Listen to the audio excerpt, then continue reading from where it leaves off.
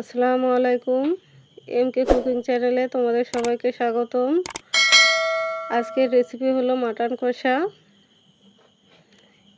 এভাবে মাটন রান্না করলে খেতে দারুণ লাগে, দেখবেন আর অন্য কিছু খেতে মন চাইবে না।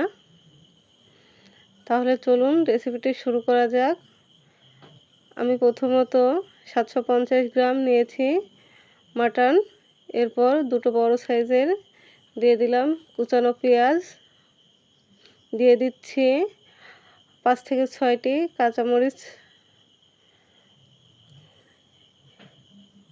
এখন দিয়ে দেব 2 চা চামচ রসুন পেস্ট, দিয়ে দেব 1 চা চামচ আদা পেস্ট।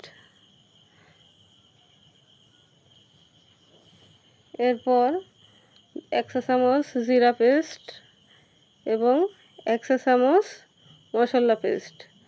মশলাগুলোর মধ্যে আমি নিয়েছি দারচিনি, লবঙ্গ, এলাচ এবং বড় ফল।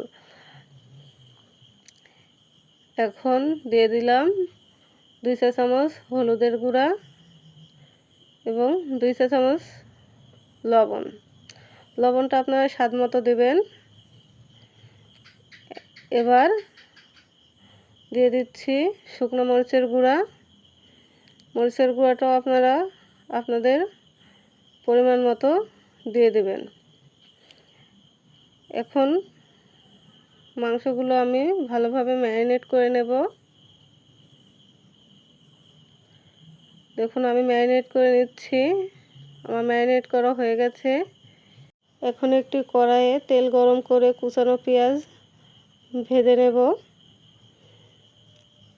ভাজা হয়ে গেছে। এখন ম্যারিনেট করা মাংসগুলো দিয়ে দিচ্ছি। মাংসগুলো এখন একটু ছুরির সাহায্যে ভালোভাবে নেড়েচেড়ে রান্না করব।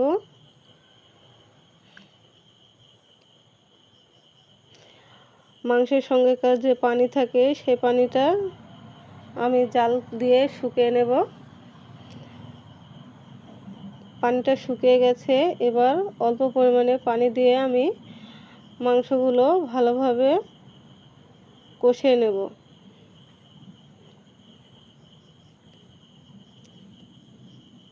দেখুন আমি কষিয়ে নিচ্ছি। মাংস কষানো আমার হয়ে গেছে।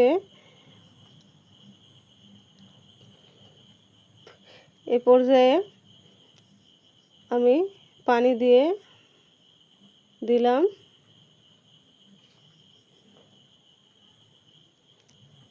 আমি 3 কাপ পরিমাণে পানি দিয়েছি।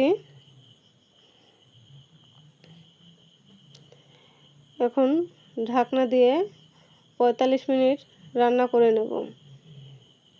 45 মিনিট পর ঢাকনা খুলে আমি আবারও নেড়েচেড়ে ঢাকনা দিয়ে ঢেকে আবারও 10 মিনিটের জন্য রান্না করব। 10 মিনিট পরে ফিরে এলাম। মাংস রান্না প্রায় হয়ে গেছে। এখন শুধু পরিবেশন করার পালা।